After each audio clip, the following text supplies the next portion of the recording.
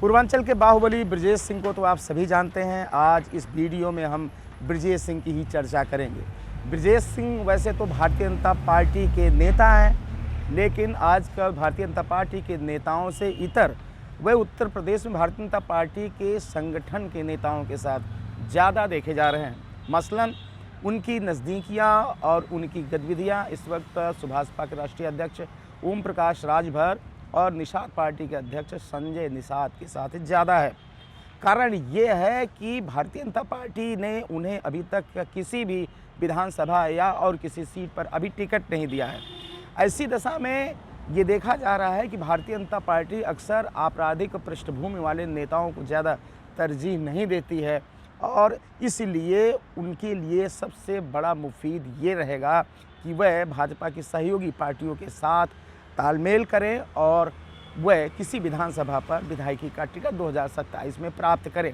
इसी वजह से वह इस वक्त संजय निषाद के साथ ज़्यादा देखे जा रहे हैं, क्योंकि उनकी नज़र, जो राजनीतिक विश्लेषक बता रहे हैं कि उनकी नज़र भदोही की ज्ञानपुर विधानसभा सीट पर है, जहां पर विपुल दुबे निषाद पार्टी से मौजूदा विधायक है।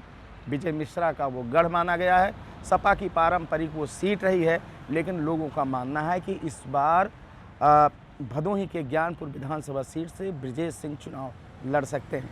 अभी कुछ दिन पहले की बात है, जब मुख्तार अंसारी के बेटे अब्बास अंसारी की विधायकी चली गई थी, तो ये माना जा रहा था कि उपचुनाव में अब्बास अंसारी और या मुख्तार अंसारी के कुनबे से जो कोई लड़ेगा उसको जवाब देने के लिए कौन लड़ेगा। तो एक ही नाम बार बार आ रहा था, वो नाम था ब्रजेश सिंह का। वो सुभाषपा से वहाँ लड़ सकते थे। हालांकि बाद में कोर्ट जाने के बाद उनकी विधायकी बहाल हुई और वो चुनाव टल गया।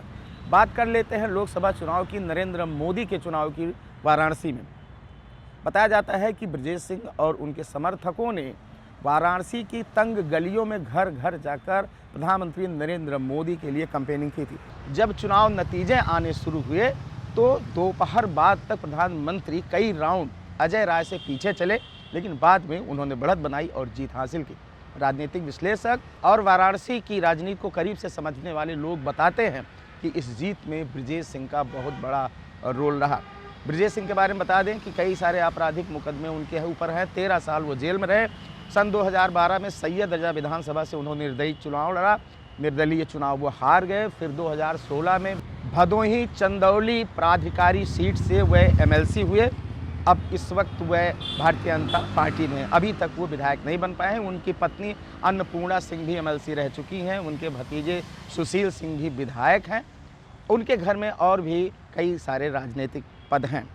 अब ये माना जा रहा है कि ज्ञानपुर विधानसभा सीट, जो पारंपरिक रूप से विजय मिश्रा ने 4 बार जीती है, मौजूदा समय में निषाद पार्टी के विपुल दुबे वहाँ से विधायक हैं, उस पर ब्रजेश सिंह ताल ठोकने की तैयारी में है, क्योंकि वहाँ पर 21% के इर्द गिर्द वो एससी वोट है और 15% वोट ओबीसी वर्ग में निषाद पार्टी और बिंद समाज का है।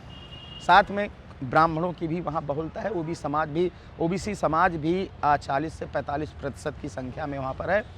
लगभग कम संख्या में मुसलमान हैं, ज़्यादा वहाँ पर नहीं है। तो वहाँ पर जो राजनीतिक समीकरण, खासतौर से जातीय जटिलता जो वहाँ पर है, अगर भारतीय जनता पार्टी का समर्थन मिलता है इनको और इनको टिकट ज्ञानपुर विधानसभा में निषाद पार्टी से मिलता है, तो ब्रजेश सिंह के लिए वो सीट जीतना लगभग आसान मानी जा सकती है, ऐसा हम सोच सकते हैं। तो सब मिलाकर अब देखने वाली बात होगी कि सन 2027 में विधानसभा चुनाव जो होने वाला है, उसमें ब्रजेश सिंह की यह कवायद कितनी रंग लाती है। क्या उनको निषाद पार्टी वहाँ से टिकट देती है या फिर भारतीय जनता पार्टी उनके बारे में कुछ सोचती है, ये तो आने वाला कल बताएगा।